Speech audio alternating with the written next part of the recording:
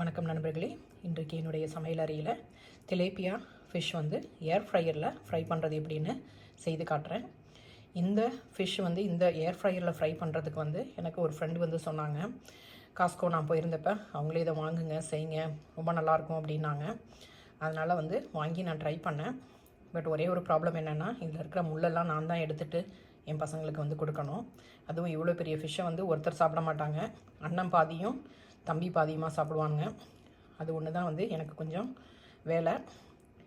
So இந்த ஃபிஷ்ஷை வந்து எப்படி ஃப்ரை பண்ணலான்னு செய்து காட்டுறேன், வாங்க பார்க்கலாம். முழு மீன் திலேப்பியா இது வந்து நான் காஸ்கோவில் வாங்கினேன். நல்லா க்ளீன் பண்ணி சுத்தமாக வச்சுருக்குறாங்க.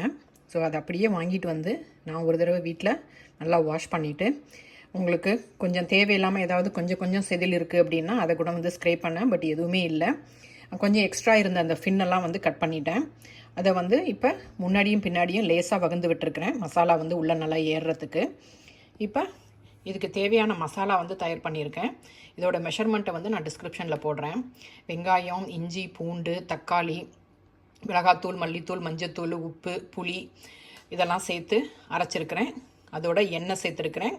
கொஞ்சமாக வந்து அரிசி மாவு சேர்த்துருக்கிறேன், உப்பு, இது எல்லாமே. ஸோ இதை வந்து இப்போ இதில் தடவிட்டு நல்லா மேரினேட் பண்ணி வச்சுட்டு அதுக்கு பிறகு நான் ஏர் ஃப்ரையரில் பேக் பண்ணி காட்டுறேன். ஓகே, எல்லாத்தையும் வந்து மேரினேட் பண்ணிட்டேன், எல்லா ஃபிஷ்ஷையும். 2 மட்டும் வந்து நான் இன்றைக்கி ஓவர் நைட் வச்சுட்டு நாளைக்கு வந்து மேரினேட் பண்ணினதை ஏர் ஃப்ரையரில் உங்களுக்கு பேக் பண்ணி காட்டுறேன். இதை வந்து ரேப் பண்ணி நான் ரெஃப்ரிஜிரேட்டரில் வைக்க போகிறேன். மேரினேட் பண்ண ஃபிஷ்ஷை வந்து ஏர் ஃப்ரையரில் வந்து நான் ஃப்ரை பண்ணி எடுக்க போகிறேன். அதுக்கு வந்து நீங்கள் அலுமினியம் ஃபாயில் போட்டுட்டு அதில் நான்ஸ்டிக் ஸ்ப்ரே போட்டுட்டு ஃபிஷ் எடுத்து மேலே வச்சுருங்க.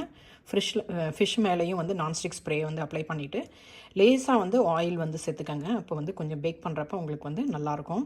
ஏர் ஃப்ரையரில் வந்து 350 டிகிரியில் வந்து நான் ஒரு 25 மினிட்ஸ் வந்து பேக் பண்ண போகிறேன்.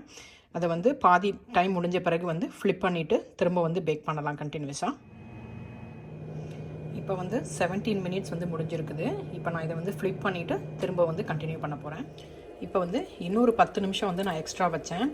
ஸோ டோட்டல் வந்து 35 மினிட்ஸ் வந்து இந்த ஃபிஷ் வந்து குக் ஆகிறதுக்கு. ஃபிஷ் வந்து ரொம்ப திக்காக இருந்ததுனால கொஞ்சம் டைம் இன்க்ரீஸ் ஆகிருக்கு. இப்போ வந்து இதை நான் ப்ராயில் மோடில் வச்சு லேசாக வந்து கிறிஸ்பியாக சைடில் வந்து இருக்கிறதுக்கு வந்து பண்ண போகிறேன். ஸோ ஒரு 2 நிமிஷம் ப்ராயில் மோடில் வச்சு எடுத்துடலாம். சுவையான எளிமையான திலேப்பியா ஃபிஷ்ஷு ஏர் ஃப்ரையரில் ஃப்ரை பண்ணியாச்சு, தயாராகிருச்சு. உங்களுக்கு இந்த வீடியோ பிடிச்சிருந்ததுன்னா லைக் பண்ணுங்கள், ஷேர் பண்ணுங்கள், சப்ஸ்கிரைப் பண்ணுங்கள். என்ஜாய். தேங்க்ஸ் ஃபார் வாட்சிங்.